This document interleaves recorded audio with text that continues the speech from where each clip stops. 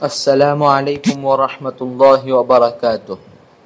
محترم ناظرین و سامعین کرام، میں اسید قسط نمبر 38 لے کر حاضر ہوں۔ بسم اللہ الرحمن الرحیم، سلسلہ نمبر 16، تیمم کا بیان۔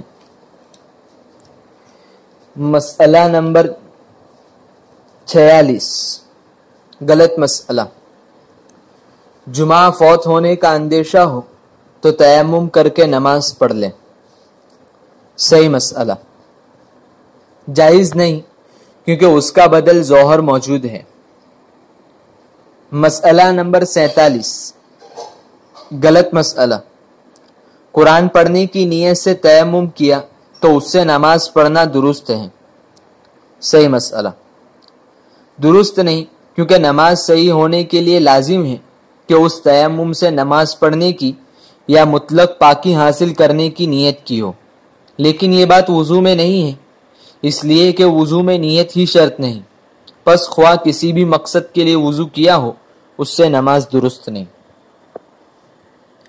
مسئلہ نمبر 48، غلط مسئلہ۔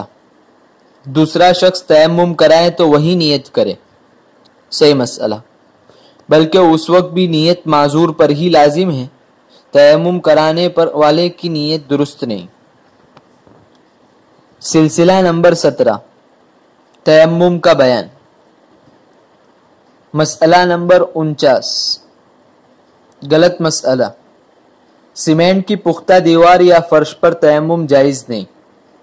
صحیح مسئلہ۔ جائز ہیں، اگرچہ اس پر بالکل بھی غبار نہ ہو، کیونکہ وہ زمین کی جنس سے ہیں۔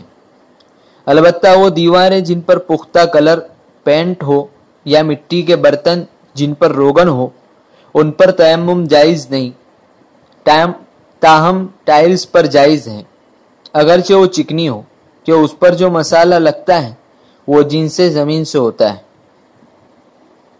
مسئلہ نمبر 50، غلط مسئلہ۔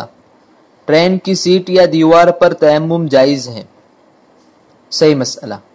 چونکہ یہ جنس زمین سے نہیں، اس لیے جائز نہیں، مگر یہ کہ اس پر اتنا گرد و غبار ہو کہ اس کا اثر ہاتھ پر ظاہر ہو۔ مسئلہ نمبر 51، غلط مسئلہ۔ مسجد کی مٹی سے تیمم جائز نہیں۔ صحیح مسئلہ۔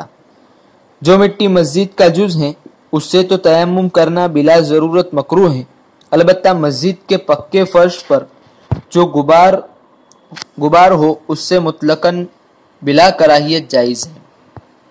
جزاک اللہ خیرا و احسن الجزاء۔